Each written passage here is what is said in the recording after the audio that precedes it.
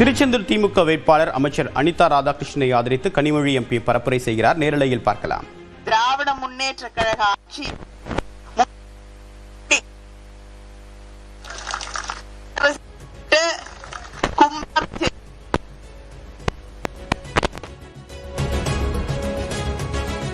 திருச்செந்தூர் தொகுதியில் தற்போது திமுக எம்பி கனிமொழி அங்கு வேட்பாளராக நிறுத்தப்பட்டிருக்கூடிய அமைச்சர் அனிதா ராதாகிருஷ்ணனை ஆதரித்து பரப்புரை மேற்கொண்டு வருகிறார். அந்த காட்சிகளை பார்த்துக் கொண்டிருக்கிறோம். சுத்திகரிப்பு நிலையத்திலிருந்து திருச்செந்தூர் நகராட்சிக்கு குடிநீர் கொண்டு வருவதற்கான திட்டம் போடப்பட்டிருக்கிறது. நிதி ஒதுக்கீடு செய்யப்பட்டிருக்கிறது.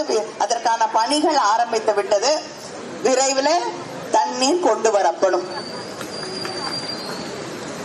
148 கோடி மதிப்பீட்டில் ஜீவா நகர், அமளி நகர், ஆழந்தலை, வீரபாண்டியப்பட்டினம், மணப்பாடு, புன்னக்காயல் ஆகிய பகுதிகளிலே மீன்பிடி இறங்கு தளம் மற்றும் புன்னக்காயல், அமளி நகர் பகுதிகளிலே தூண்டில் வளைவுகளும் அமைக்கப்பட்டுள்ளது. நம்முடைய ஆட்சியில மணப்பாடு பகுதியிலே கரை பலப்படுத்தும் பணிகளும் முடிவடைந்திருக்கிறது.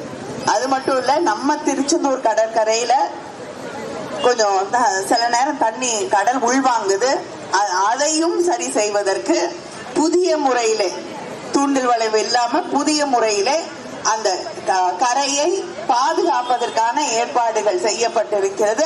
அந்த பணிகளும் விரைவிலே தொடங்கப்பட்டு அந்த திருச்செந்தூர் கடற்கரை பாதுகாக்கப்படும் என்பதை நான் தெரிவித்துக் கொள்கிறேன்.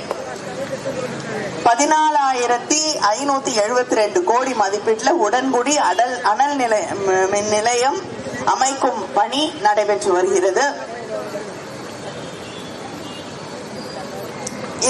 அது மட்டும் இல்லாம இங்கே நகர்ப்புற மேம்பாட்டு திட்டத்தின் கீழே திருச்செந்தூர் காயல்பட்டினம் நகராட்சியில 45 கோடி மதிப்பீட்டில் குடிநீர் பணிகள், தெருவிளக்கு அமைத்தல், சாலை வசதிகள், பூங்காக்கள், விளையாட்டு திடல்கள், நீர்நிலைகளை சரி செய்வது, திடக்கழிவு மேலாண்மை பணிகள் என்று அத்தனையும் நடைபெற்று வருகிறது.